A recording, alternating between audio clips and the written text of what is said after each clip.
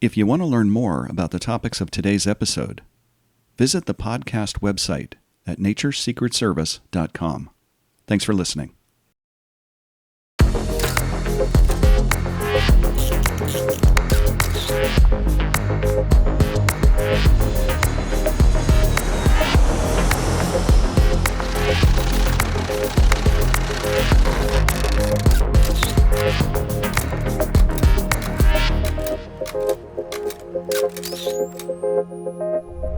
Okay, people, listen up. Here we go. This is Nature's Secret Service, the podcast that puts you in the room with the men and women of wildlife law enforcement. I'm Ed Newcomer, your host. Today, our guest is Jeff Babauta, former wildlife officer with the Florida Fish and Wildlife Conservation Commission. He has an astounding 35-year career in public service with the state of Florida. 25 years of those were as a sworn wildlife officer with the state. He retired in 2019. I first heard about Jeff maybe, a year or so ago, and I immediately knew I wanted to have him on the podcast. Jeff, thanks so much for joining us. You're joining us from your home in Florida. I really appreciate you taking the time to do that. Welcome to Nature's Secret Service. Well, thank you. I'm happy to be here. We're going to talk about something I think really fun today because, as you know, before you came on the show, I actually asked you, I said, hey, make sure you go back and listen to our very first episode, because our first episode was with a retired U.S. Fish and Wildlife Service agent named Marie Palladini, who worked on alligator trafficking cases early in her career. And I think it's so fascinating that you kind of closed out your career working on an alligator trafficking case.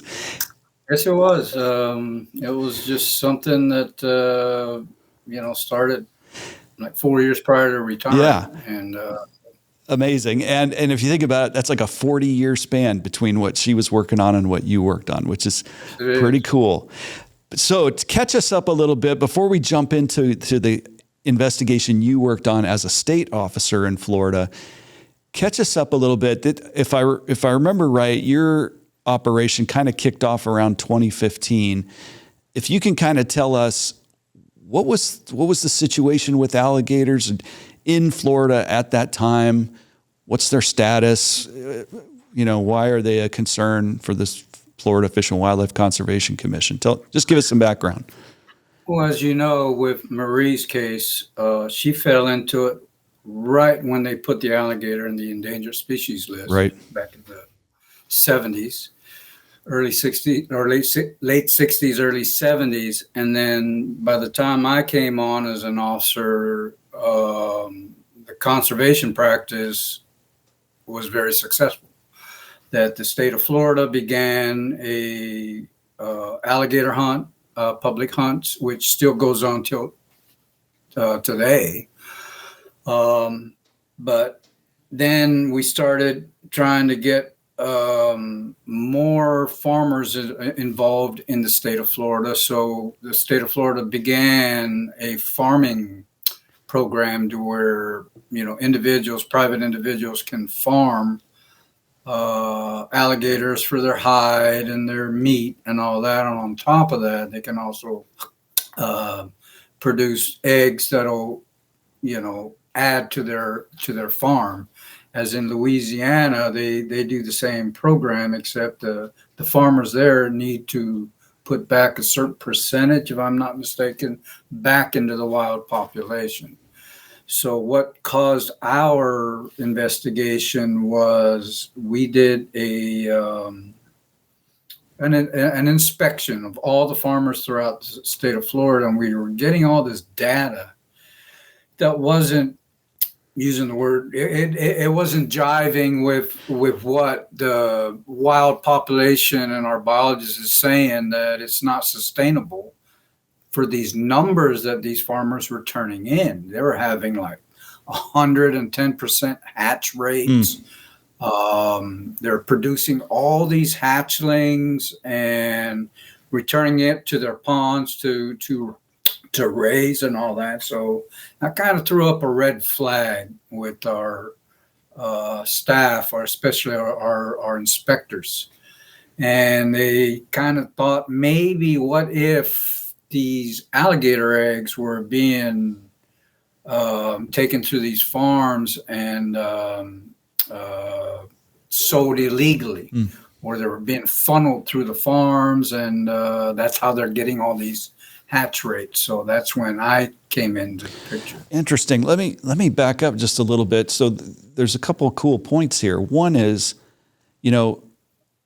because alligators had been listed on the Endangered Species Act, and law enforcement officers like Marie Palladini and Florida state officers, Louisiana state officers, and other federal officers worked so diligently on this in the 70s, alligators recovered to the point where they actually became commercially viable. That, I think, is a really interesting, cool thing. Yes. Not only are they in the wild, but they actually can now be farmed, and it sounds like they're very closely regulated by the state.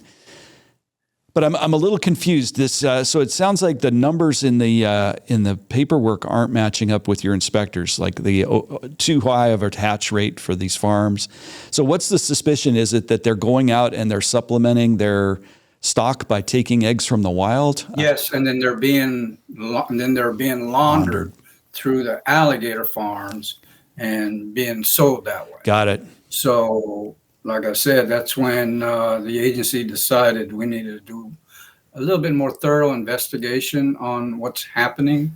So that's when I came into the picture, and they asked me to go undercover to do this. Very cool. Now, there's a funny aspect to this about you going undercover but first I want to ask you just, in your experience as a state officer, certainly as a Fed, this kind of laundering that you're discussing, where you take wild and you put it into a farmed situation and then you make it look like it was raised on a farm. Yes. Very common with a lot of different animals, where there is this crossover between wild and a farmed or what they call captive raised. In the feds, we see it with primates, we see it with all kinds of reptiles, different types of mammals. I assume the same for you working for the state. It's a problem, right? If you have a captive breeding program and a wild population, inevitably there's going to be that temptation for people to take from the wild and launder it through their captive systems. Yeah, and like I said, our biologists saw that, you take a wild alligator, which a lot of the wild alligators that make it to these farms are actually our nuisance alligators. Interesting. Our farmers are allowed to take those gators, raise them in a commercial environment, if you will, an enclosed environment. When you do that with a wild alligator, that is just not natural. So when we get these numbers that are 100% hatch rate, or they're telling you that, they may have a quarter-acre pond, for instance, but the numbers are coming in that they're raising 125 alligators in that quarter-acre pond.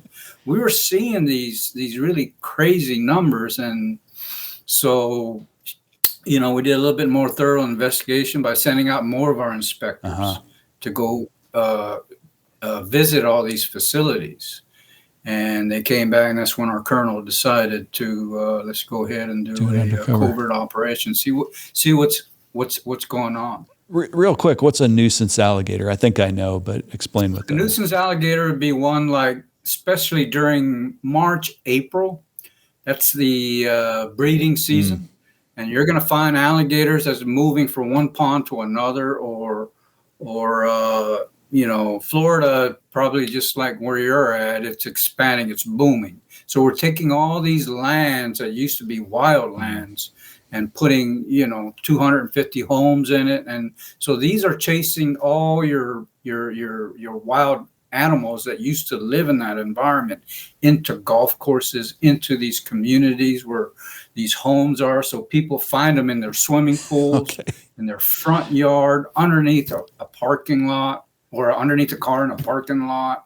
So that's when we get called in. But we started getting, because it was such a success rate, we were getting so many calls on these nuisance alligators that the state started a nuisance trapper program where private individuals can now come in and they take care of a lot of those nuisance alligators too, so we can concentrate on more important things with our wildlife. Got it. Like I said, the farmers then How they make their money, the trappers, is we don't pay them anything. I see. What they do for us as far as catching these nuisance alligators, that's how they source out their revenue, by selling it to farmers or butchering it themselves and then selling the hide and the meat, and whenever the price is right, of course. Yeah. Okay. So I'm sure that's something else that's heavily regulated by your agency, right? Yes. Yeah. Yes. Okay. So your command staff comes to you and says, "Hey, Jeff, we think there's a problem here. We want you to go undercover." You're kind of at the end of your career. What's your first thoughts on when that happens to you? Well, here's what started the whole thing. As law enforcement officers, we have a continuing education. And I've taken so many courses and classes that I saw a covert operation course being put on by our agency, which actually attracts other fish and wildlife agencies to Florida to take this course. So I had like 4 years left, and I decided, that'd be something cool for me to do. I have no intention of ever going undercover. It was just something that looked like fun. So I took the course. Evidently, I did well, because about a year later, and later on, I find out, by the way, that this is pretty much how they pick people to go undercover. Uh-huh. And so I get a call, several calls. And the first time I received the call, I not only said no, but I said, hell no, because I'm fixing to go or I'm fixing to go retire. And I don't want to get hurt or injured before I retire. So the calls kept coming.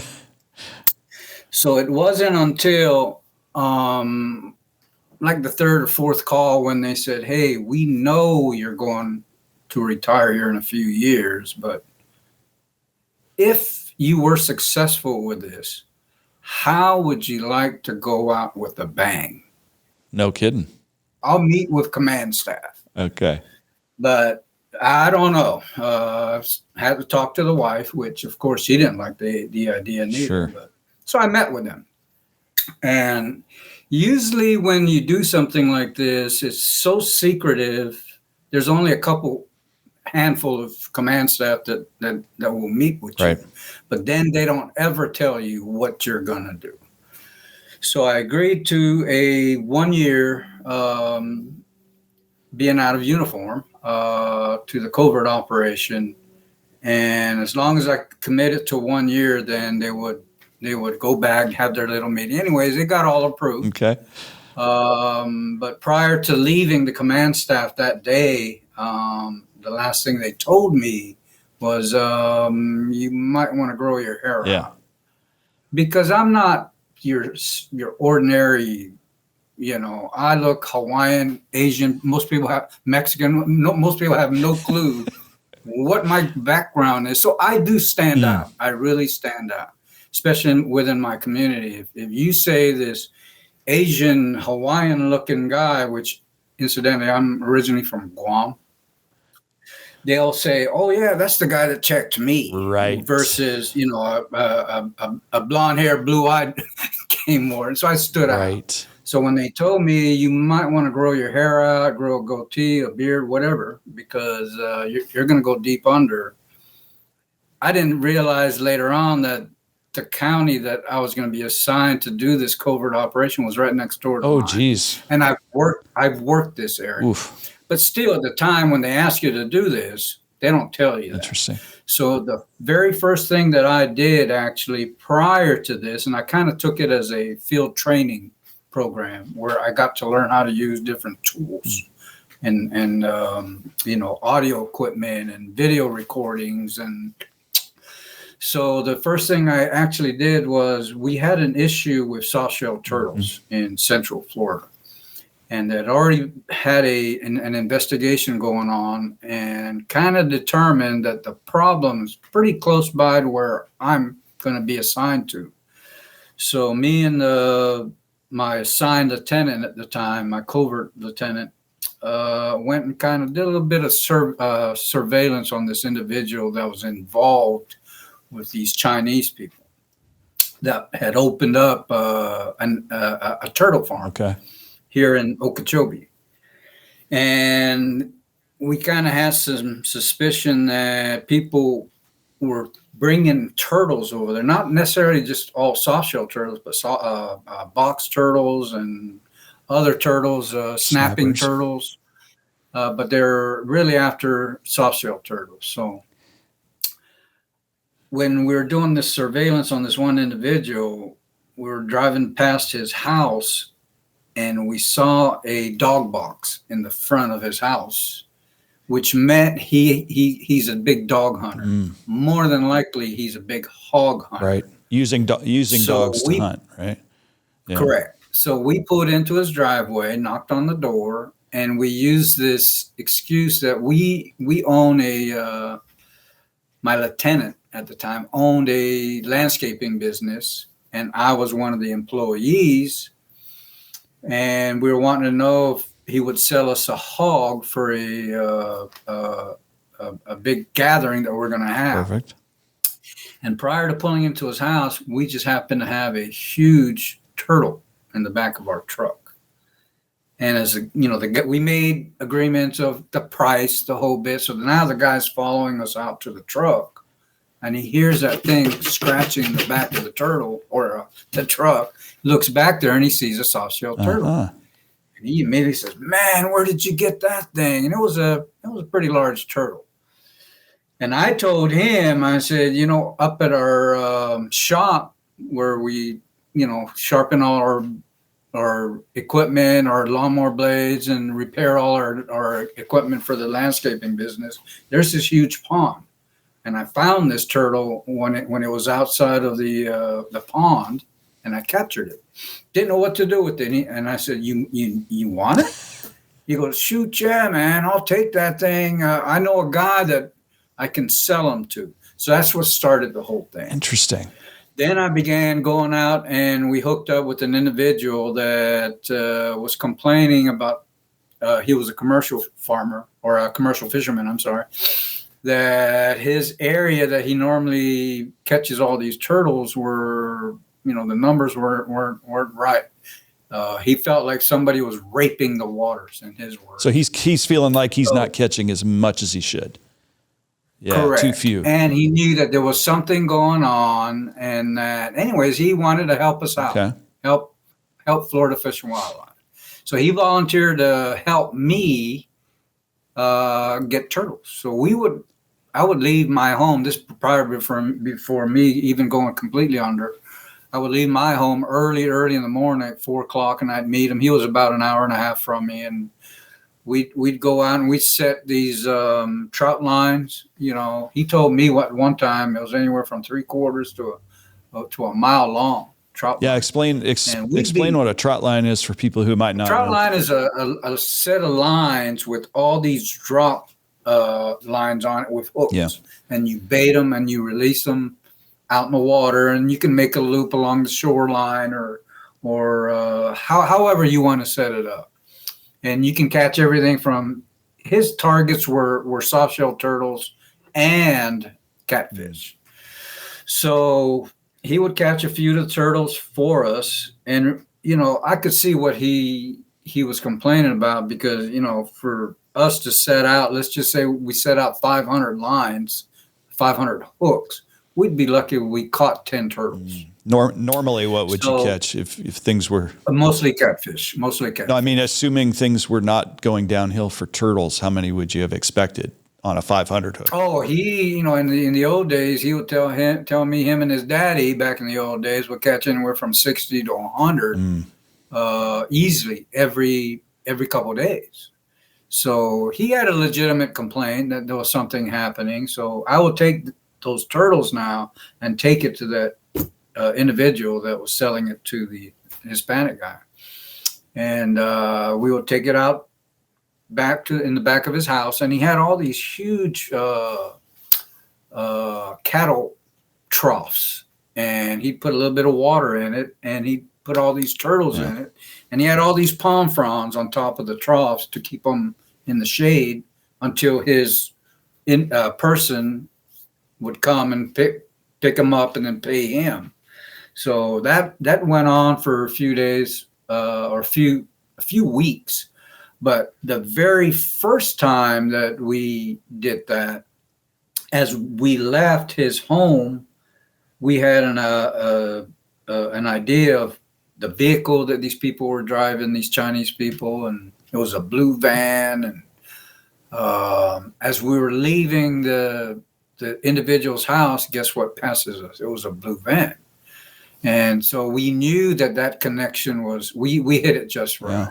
So anyways, this went on for several weeks. And then after about maybe 3 months of this is when the agency decided to take them down, because we had then discovered that they were leaving Florida, going all the way up to New York.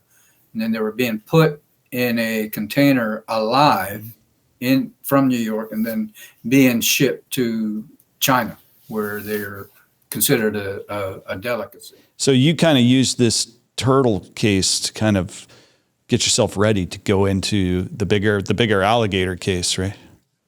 Yes, and I'm glad I did. Looking back at some of the photos and the way I taped the individual, we're standing in front of the scale, because he was paying me by the pound, and I've got these tools that we would use. Actually, it was a key fob that that had a camera in it and a tape recorder, and I could tape everything that's going on.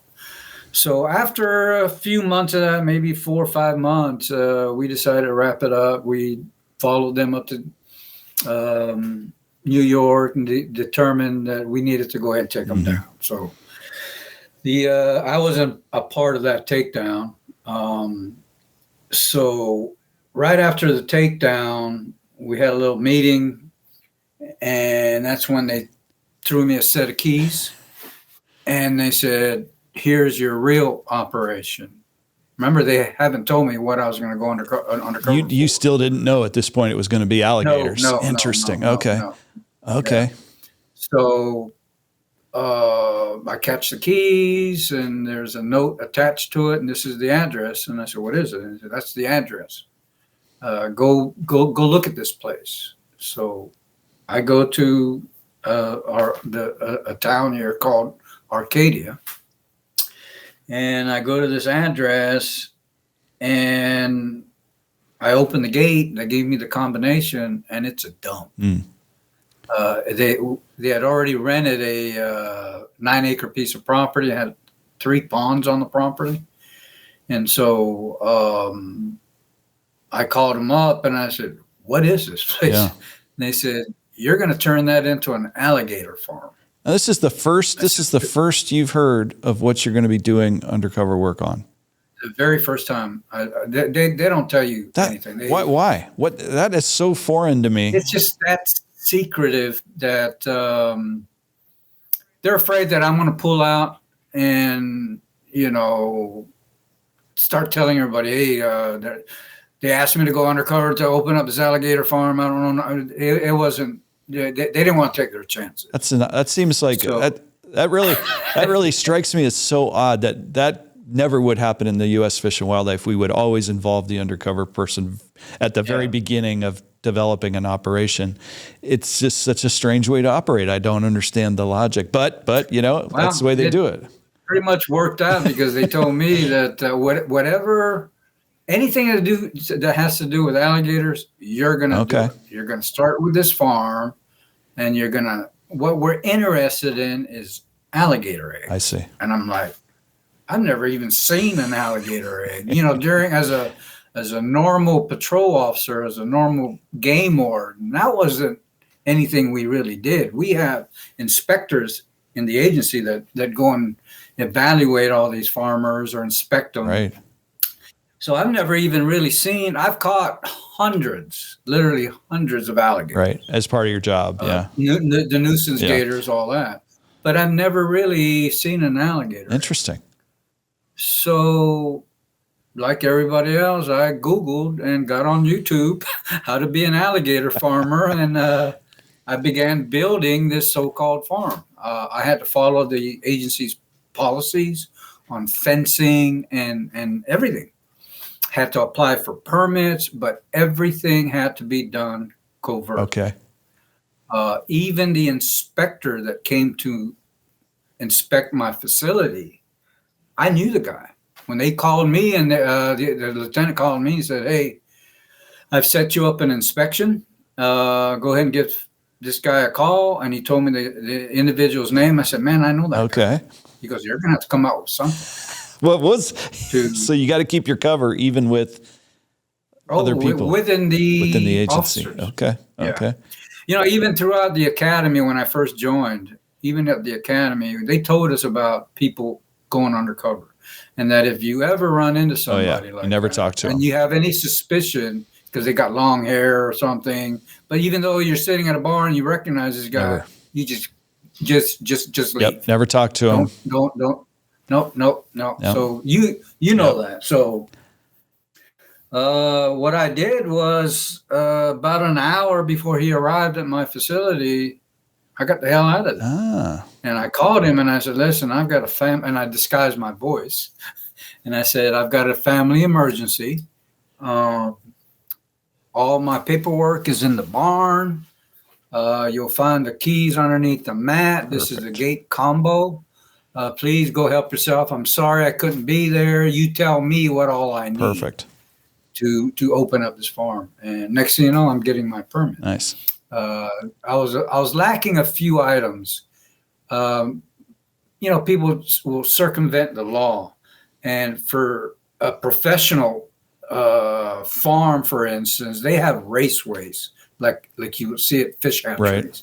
Well, some of the farmers have kind of circumvented that law and started using kiddie swimming pools as their way of raising hatchlings. Well, guess what? I knew the state didn't have any, or they didn't have the funds to really make this operation go right. I did not know how this was even going to work out. Prior to me even becoming a wildlife officer, I worked with Division of Fisheries at a fish hatchery, and I know the background on what it takes to open up a fish hatchery. So that was really my only obstacle to get my farming permit through Florida Fish and Wildlife. Was I needed to go buy a few more swimming pools. So as soon as he called me back and he told me I needed so many pools, I said, "How do I get back with you?" Because I sure as hell didn't want to go see him again. He said, "Just send me a receipt and a photograph of all the swimming pools." Perfect. So I went to every Kmart, every Walmart that where I could buy swimming pools, and that's how I completed my farm, doing it that way. And you bring up an interesting point because your agency's asked you to start this undercover business. They're, I assume, going to expect this business to kind of fund itself, right? They're not going to have unlimited financial resources to run it. No, and I really lucked out there because for a whole year there to begin with, nothing was happening. I mean, I went out and I made business cards. I made this grand entrance. I started to go out and hang out with nuisance trappers. And I would call nuisance trappers, and I was building up my stock. If I found a kiosk at the local Tractor Supply or at a Walmart, I was pasting my business cards there. I pretty much went with that saying that if you build it, they will come. So I made placards for my truck in case I did hook up somebody, that they would know that this truck belonged to, this individual or whatever. And I just paraded around Arcadia and advertised, who I was. So I don't want us to run out of time on this discussion because we could probably talk all day about this, Jeff. This is so fascinating. But how your ultimate goal now is to try to figure out who's laundering wild eggs into the system. Correct. So how did you make that leap then, where you got introduced to somebody who was involved in laundering wild eggs into the captive system? To begin with, I was visiting other farmers. I see. Okay. And I was visiting them unannounced. I wanted my name to be put out there. I wanted my farm name to be put out there, which incidentally was called Sunshine Alligator. Okay. So this industry is so neatly typed that everybody has their own trade secrets. Yeah. So nobody was going to invite me in and say, hey, this is what we do. This is a temperature we use, or this is a feed we use. Nobody was sharing any of that with me. So, when I was going through all that, I was thinking, you know what? This is not, by the way, my UC name, undercover name was Curtis Blackledge. Nice.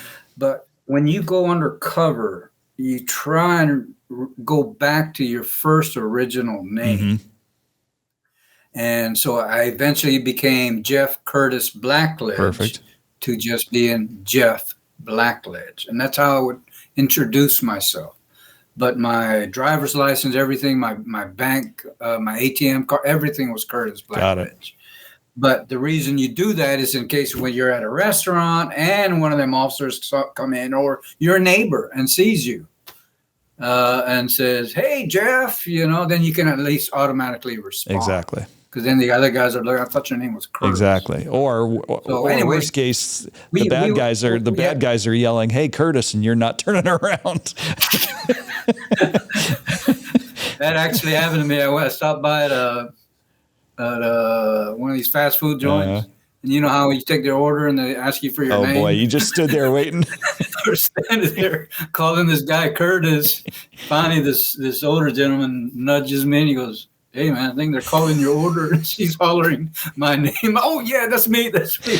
That was a test. Well, I learned real quick that you need to learn your name. Exactly. So you're making friends, and now how are you going to break into the egg business? I was showing up unannounced, and I'm thinking, this is not me. So I'm just going to swallow my pride. Law enforcement people have a lot of pride. They don't like to be embarrassed or beat in anything. So I just started showing up unannounced, calling people and say, hey, let's do lunch. None of that was happening. So almost a year later, actually, wow, the agency decided to open up the farming industry to even more people because it was really locked down to only 30 farmers throughout the whole state of Florida. And they were wanting to host a meeting to try and go from 30 to, I believe, 35 farmers throughout the state. And so I happened to be hooking up with an individual close to me that showed up and attended that meeting. I was so scared to go to that meeting because I knew biologists and everybody, but so I sat in the back of the room. And so I saw this individual, and after the meeting, I went to go shake hands with him, and he snubbed me. Boy, he pissed me off. I was like, man, once again, you got to swallow your pride. But to me, it was like, damn, we've been talking to each other for almost a year, talking hunting stories and camping and fishing stories, and you're going to snub me like this? Right. So I was on the way home. I was furious. And guess what? He calls and apologizes. And what he was doing there at the farm, he was running around trying to negotiate deals with other farmers. Well, nobody wanted to partner up with him. And he knew I was the only one that gave a damn about him. So he calls me, and later on I find out that he had broken up his partnership with one of the local farms not far from my farm. And he needed a partner quickly. So he calls me up and we meet, and he gives me this, or he made a deal with me that he would like to use my facility. He'd pay me $2,500 up front and $2,500. He was going to pay me $5,000 for the use of my facility. And he was going to be responsible with the airboats, everything, the containers, the vehicle. He would even start getting the permits. Remember, I had no clue how to do any of this. Right. In the meantime, I was going out and begging people to let me put in a bid on how much I was going to pay them to go on their private lands, collect the eggs. And back prior to me going undercover, egg prices were anywhere from $5 to $10 an egg. What happened was all those hurricanes had devastated Louisiana. So their population had plummeted. That now they were depending on states like Florida, maybe Georgia and Mississippi, particularly Florida. So egg prices went from $5 to $45 an egg. An egg. So there is I hit the market right. There is a legal process for collecting eggs from the wild, right? It just has to be correct. Has to be permitted. You have to be permitted, and there's two ways. One is through a supervised collection, which we had to hire biologists that would look at the nest, and basically you collect this nest, skip this one, collect this one, skip this one, and this way our population stays stable. Yeah. And then the other one is a set number where our biologists would go in and say, this guy's on, I got 5,000 acres. We've already done a census on his property. You're only allowed to collect 250 eggs off this. Got it. So it's set. So I met with this guy. He asked me for my social security number, my driver's license, my farm permit, everything. And he takes all this and calls me up a couple of days later, and he says, I need you to come by my house, which only lived like maybe 2.5 miles from my house, my UC home. And so I go to his house, and he, on his kitchen table, he's got all these folders and paperwork of all these management areas and public hunt areas that I'm familiar with. I've worked with. It's okay, Morton. Yeah. And places like Avon Park Bombing Range, which has like 600,000 acres, I believe, over there. So anyways, I'm saying, hey, what is all this? And he goes, this is where we're going to start collecting. I said, how are you going to go through all this? He goes, I'll show you. So I go on vacation to keep the wife happy. I told her this thing is fixing to go down. We love to go camping. So we took off to North Carolina, went camping for a week. Made up another cover story with the bad guys. You know, I got to go meet my girlfriend's parents. Right. And we're going to go meet in some cabin up in North Carolina. So when you tell a lie, I think you know that when you tell a lie, you better know something about that lie. You know, gotta be. Like my cover stories, for example, I'm from a small fishing village here in our coastal, just north of where I live here in Florida. And so if they ever ask me, hey, have you ever been down to Bubba's Bar and Grill next to Shell Point Road?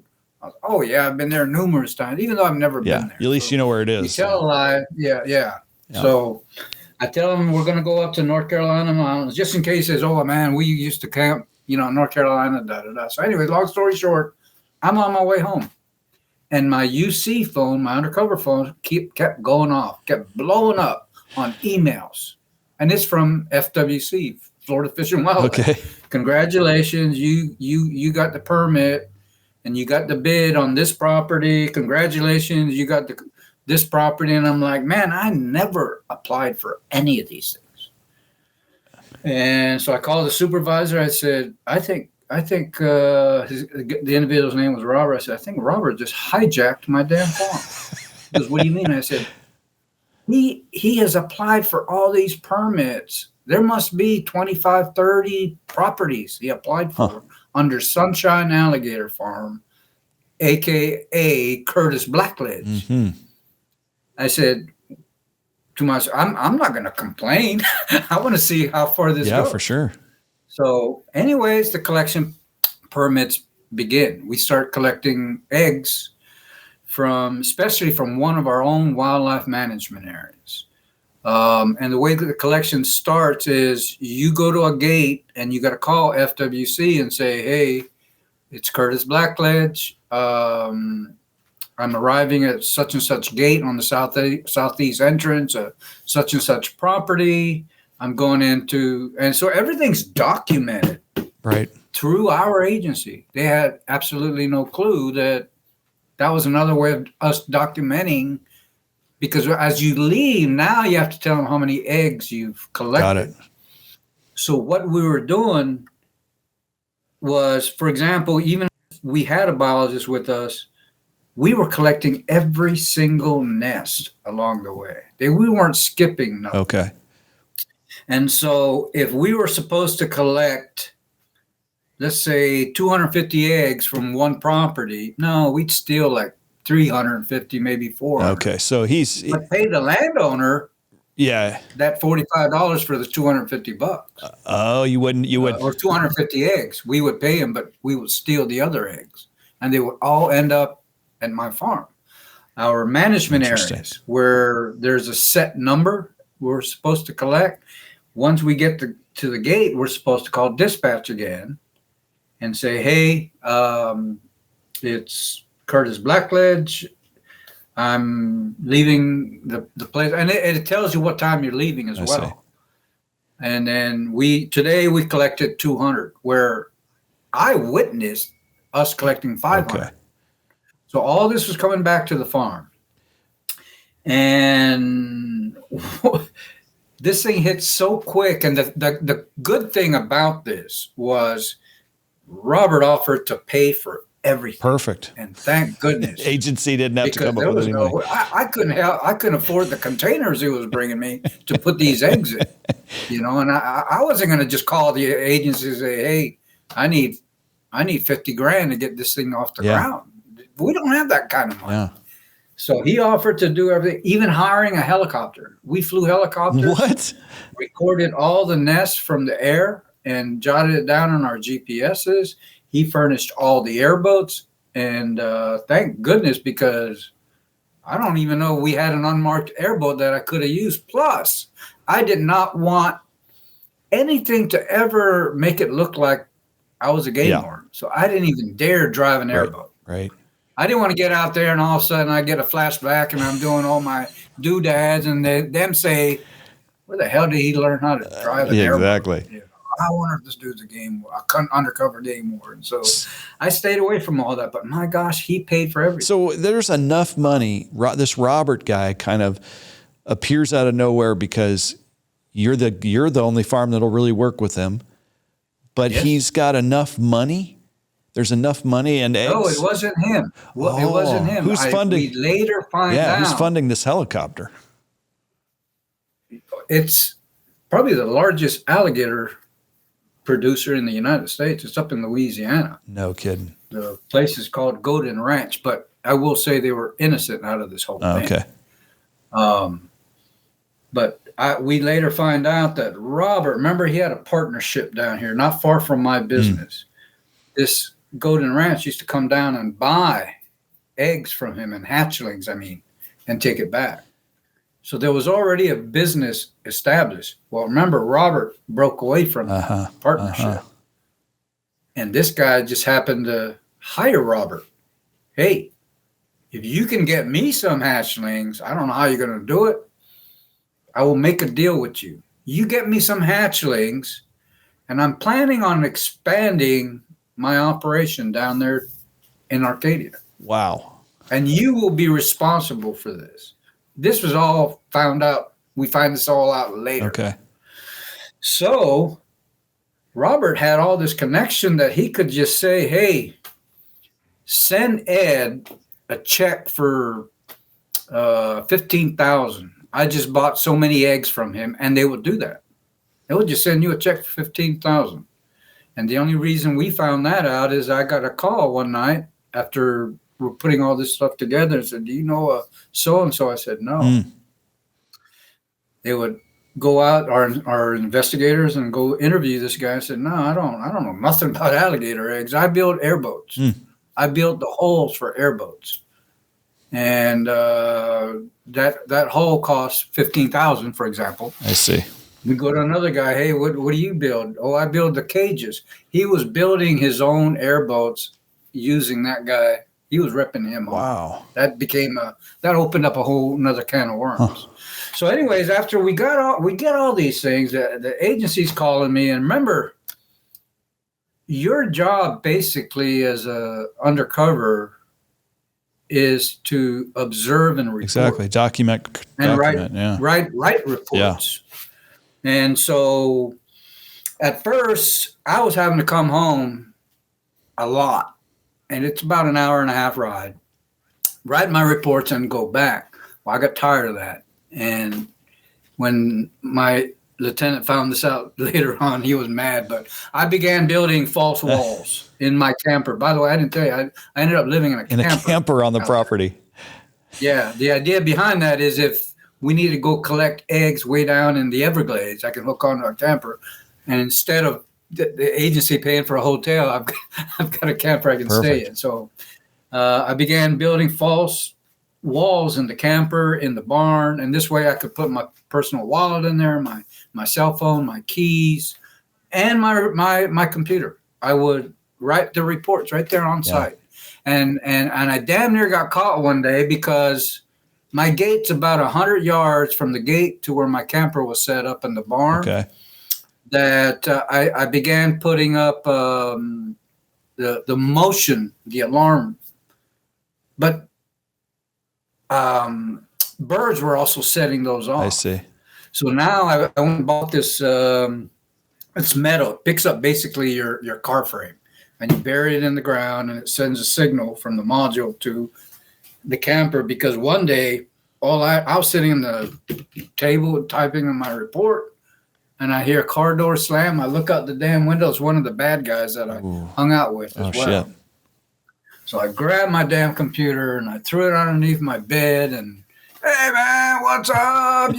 Shake hands. Hey, you want a beer? Come on in, sit down. And since then, I was really, really very careful then. But, so that's how I started writing the report. So like I said, my job was to observe it, report it, let the command staff figure out what we're doing. Right. So then comes the hatching season. We're collecting eggs. I had over $750,000 worth of eggs in my farm. Wow.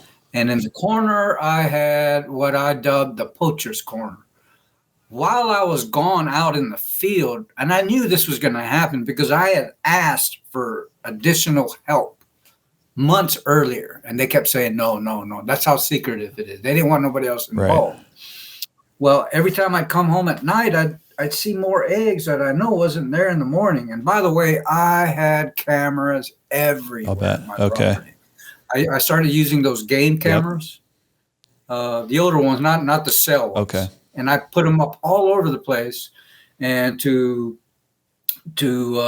see what was coming and going. They thought that I was doing it because at the time my farm, we had partnered up. There was a lot of farms that were being eggs were being stolen. I see. So that was another cover story. Hey, I'm going to buy. I'll buy the camera so nobody breaks into our place. But literally, they know I was using that because I was downloading it every day, especially when I'd come back from and I'd see there's more eggs in the corner.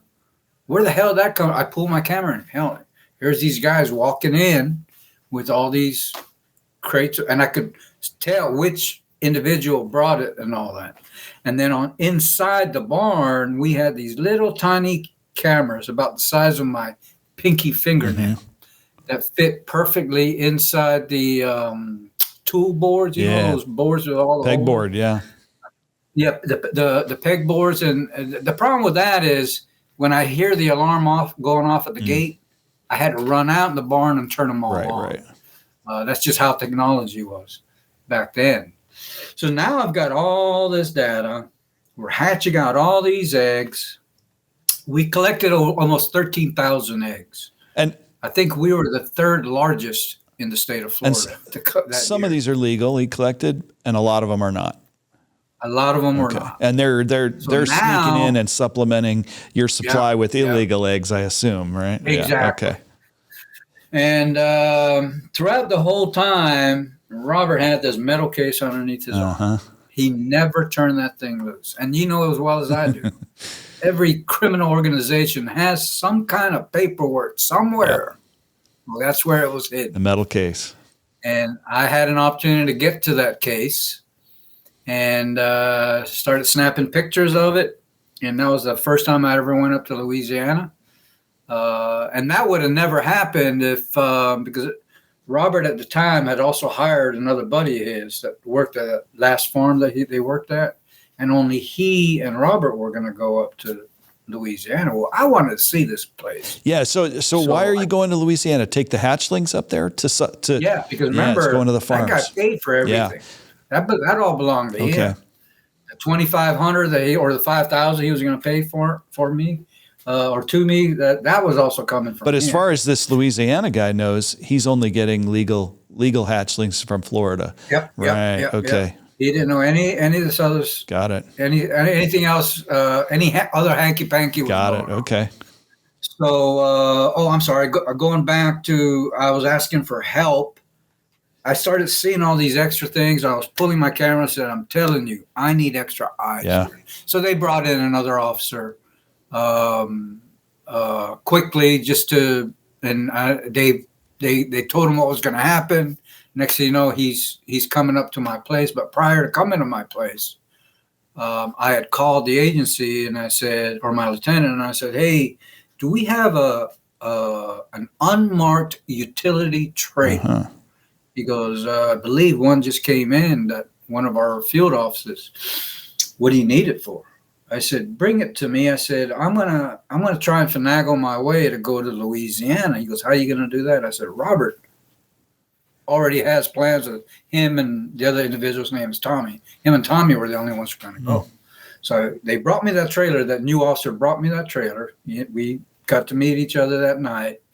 And so I planted that trailer on the property. And every day that Robert would come in, he finally, like after the second or third day, he asked me, he goes, "Man, whose trailer is that?" And I said, "That's mine. What are you going to do with it?" And we all knew that we all loved to go hunt. So I told him, I said, "Man, I found that I bought it from this old lady. Her husband died, and he was going to convert it into a camper. Well, that's what I'm going to do with it. I'm going to put a little Coleman stove in there, a bed, da da da da." And I said, "Why, do you have any use for it?" He goes, "Man, that'd be the perfect way to haul these hatchlings up," because they were just going to throw it in the back of the truck. And I'd already warned him that, man, it's hot. You know, you're traveling. Well, I later find out Robert only wanted to travel at night. And I think the reason was he could bypass all these agriculture stations. And exactly. All the ag check stations will be closed. Oh, yeah. So anyways, I told him, I said, "Yeah, we can take it, but I've got to go because it's all registered to me, that I don't take any chances." He goes, okay, you can go. And that's how I got to go up there. Perfect. So we ended up making 3 trips up there, taking over 10,000 hatchlings and dropping it off. And my gosh, you ought to see that facility up there. Huge, huh? It's the size of a Walmart shopping center, 60-some thousand square foot. Hell, they use a bobcat to pick up ice and to put ice in all the carts where all the meat's being skinned and all that. What they do to it or with it, Robert tells me, is he's got a tannery. This Golden Ranch has a tannery over in Italy. And all these alligators were going to the fashion industry. Which wallets, purses. Ironically, that is exactly what Special Agent Marie Palladini described 40 years earlier. Yes, exactly. You're right. I remember that now. But no, those were going to China. They were going to Europe for fashion handbags, but also Japan, I believe. Yeah. Japan. I knew it was an Asian country. But this way, if a company like Louis Vuitton calls and says, "Hey, I need 2,000 4-footers. They take the hide over there and tan it purple, pink, blue, whatever Louis Vuitton wants." And now he's got all these expensive meat too. Right.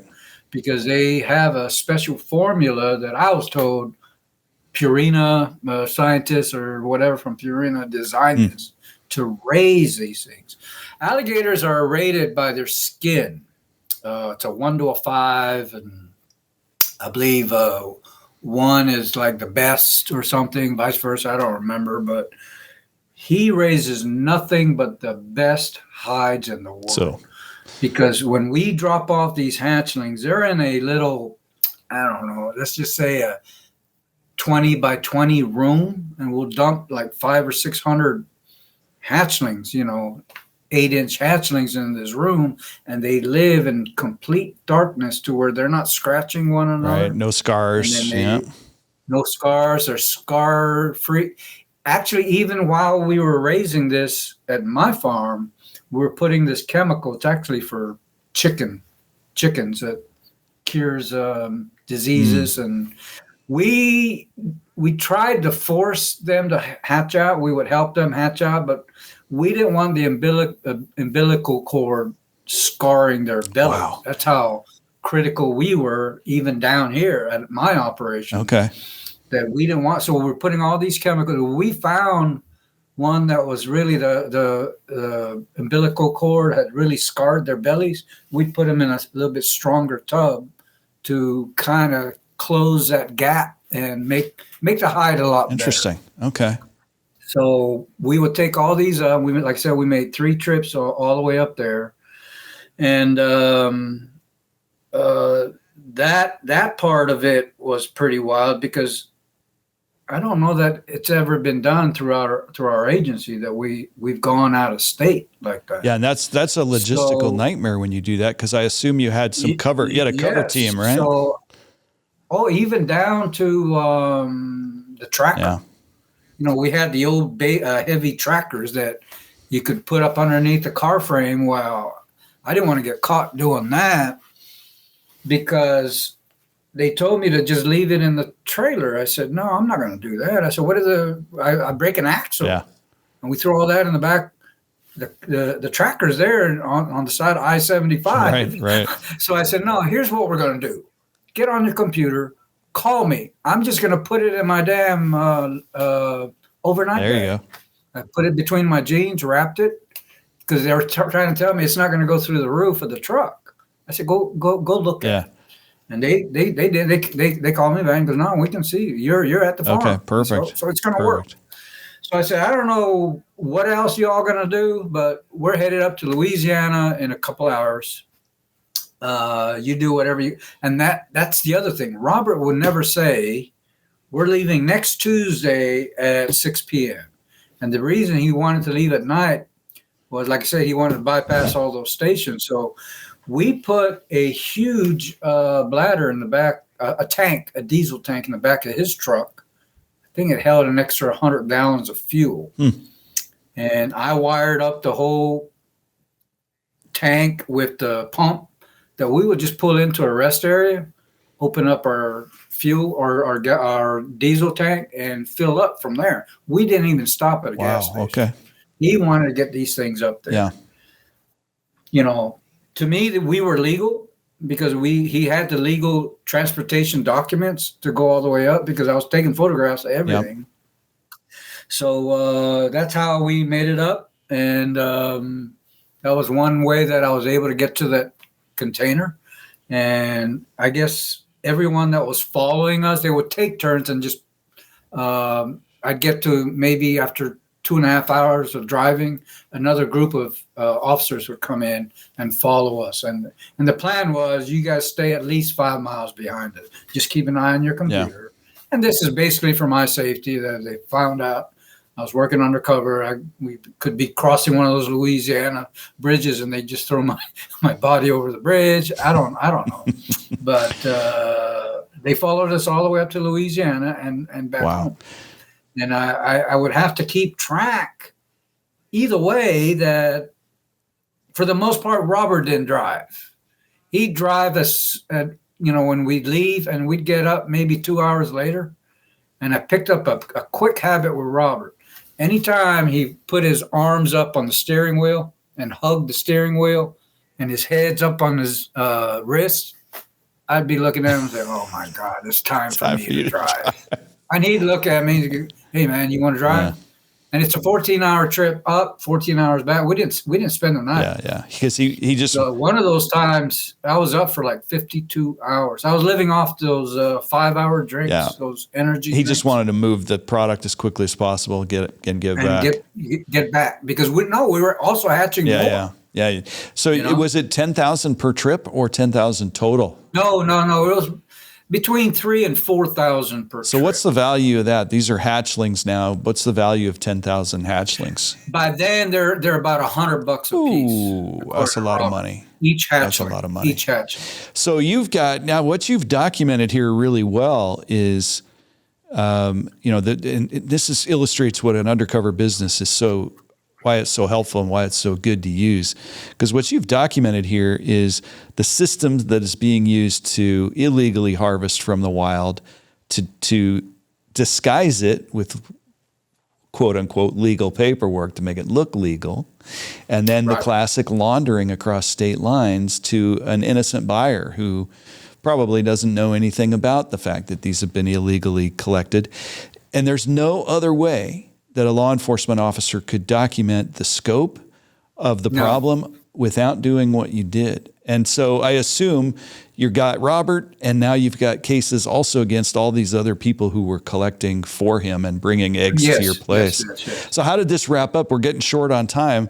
How many people did you how'd the case come to a close, and how many people did you charge? Well, it didn't really close then. The agency, I was ready to go home. I'll bet. The agency called and said, hey, will you stay in a few more months? I said, what's a few months?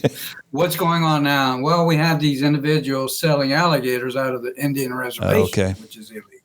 So I did that for an extra 3 months. Okay. And so I thought there was 11 people involved. Okay. During the whole operation. This thing happened almost 9 years ago. After we did the takedown, there might have been 14 people involved, if I'm not mistaken. Okay. And Robert ended up serving 3 years. Nice. We tried to charge him under the RICO. It's never been done. Yeah, with wildlife and RICO is uncommon. And so they took it through an appeal. Robert went to prison. He decided to go ahead and plea out. But the other 4 individuals were saying, hey, we didn't collaborate with Robert to do this. This doesn't fall under RICO. So they took it to an appeal. The judge found that actually 2 things came out of this. That we could not charge them under the RICO statute because the wildlife, you have to be injured financially somehow. Okay. Well, Fish and Wildlife doesn't own the Fish and Wildlife in the state of Florida. We only manage it. So what they've done now, because we even tried to go through with the Lacey Act. So now our legislators have passed a new law now that any wildlife leaving the state of Florida, I don't remember the new law that was enacted, but the other guys still ended up going back in for a year to serve their time. Because I had one individual, for example, that shot a white ibis. Well, I was fixing lunch and I look out my camper window and he's doing his G.I. Joe crawl after he just told me or asked me, you ever eat one of them birds? And I said, man, hell no. I said, aren't those things protected? So anyway, he shoots one of these things and I'm screaming mad. I come out and I'm videotaping him, by the way, with that fob I was telling you about. And I said, what the F are you doing, man? I said, nah, the gunshot, the game wardens are coming. God damn, we got this endangered bird you just shot. So guess how he gets rid of it? He takes the carcass after we cut the carcass out. And I just happened to be barbecuing some Bubba burgers. And we cut the carcass out. I put a little bit of lime juice on it and some seasoning, threw it on the grill. He took the carcass, threw it in the alligator pond for the alligators to eat up the evidence before the game warden came. So anyways, the other guys were charged with possession, without permits, all that. So they ended up serving a year out of that. And more than anything, Robert and they all have to pitch in and pay back over $100,000 in fines, pay back Fish and Wildlife for all the eggs that was stolen out of the management areas, because throughout that whole collection, there's also egg fees that was supposed to have been paid to the agency. Right. None of that was ever followed up. So they ended up paying over $100,000 in fines, and that's going to be for the rest of their lives. Sure. And jail time, which is good. So you have them on the record. You have a record. Yeah. And the new law you mentioned, I assume, is to make it easier in the future to bring RICO charges if necessary. Is that the idea? That as well. And then with the IBIS, you're just documenting any other crimes they commit. You know, funny you mentioned that he threw it to get rid of evidence. He threw it into the alligator ponds for them to eat. I've been on saltwater crocodile farms in Southeast Asia, and the first thing that popped into my mind was, you know, in Thailand, a huge saltwater crocodile farm. I'm just thinking to myself, I wonder how many murdered people go into that pond, right? Disappear forever. You know, this is a great story, Jeff. I love the way it ties in with Marie Palladini's experience. Let me ask you kind of your opinion as a former wildlife officer, obviously a professional conservation law enforcement officer. I think sometimes, you know, when it comes to wildlife trafficking, you often hear language out there where people talk about, we've got to end wildlife trafficking. We've got to, eliminate it. I always view that as terribly naive and an unattainable goal. It'd be like saying, okay, we're going to catch murderers so that nobody commits murder anymore. It's just not going to happen. So, when you hear, Marie Palladini works on this case 40 years earlier, and 40 years later, there are still people involved in alligator, egg laundering and trafficking. Does that make you feel like we're losing the battle, or how does that make you feel as a law enforcement officer? When mine ended, I heard a lot of complaints from other farmers that they knew this was going on. Fish and Wildlife should have never ended this. I could tell that undercover officer where else to go try. We got to come home to our families eventually. Yeah. But no, for the longest time, it's been 10 years now, almost 10 years. It quieted everything down. Everybody, got their act together. Yeah. But as well as I do, someone's always going to challenge something else to make it better to do something illegal. Yep.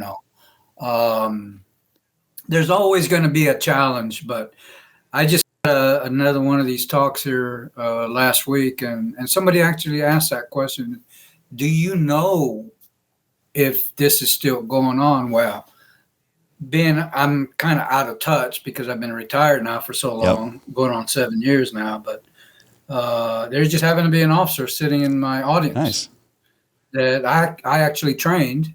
And I asked him, I said, you tell me, I've been out of touch. And he goes, it's not as bad because now everybody knows that they got to call in to FWC, and that was one way to do all that. Plus there's the threat now. They don't know if there's an undercover person. No, they don't know. Actually, it's funny you mentioned that. A book came out on this. Yeah, I was just going to mention that. So yeah, please. It was written by a former school teacher, Rebecca Renner, that right? said just that. She was a school teacher in the east side of Florida somewhere, and that's what prompted this book. One of her students came in and told her, Miss Renner, I'm going to quit all this illegal stuff I'm doing because you don't know who you're dealing with. And she says, what are you talking about? Some really good friends of mine got arrested for collecting alligator eggs. And the guy he was an undercover game warden, and you just don't know who you are. She got so intrigued about that it took her over a year, because by then COVID had hit. So she wrote that's what gave her the idea to write the book. I love it. Yes, she tracked me down. I made the phone call, and I'll be damned, she wrote the book. Yeah. So listeners or watchers, if you're interested in reading more about this story of this undercover work that Jeff did, the book's called Gator Country. It's by Rebecca Renner. Get it, read it, and it'll go into much more detail about this story. Jeff, just to follow up, we're out of time. I want to thank you so much for coming on the program to talk about this. But, your point is well taken, that these efforts can deter future crime. And what I have always said is, we're not trying to, we know we're never going to eliminate wildlife trafficking and wildlife crime, but all we have to do is just give animals enough space, enough to outbreed the poachers. That's all they need to be able to do. Exactly. And also keep in mind that, remember, I took over 10,000 hatchlings out of the state of Florida. None of those hatchlings stayed here. So I was afraid of if this practice continued, we're going to go back to trying to save the alligator to the endangered species. Exactly. So we keep the pressure on, and we keep the deterrence up, and that's hopefully gives the alligators and all those other species that breathing room they need.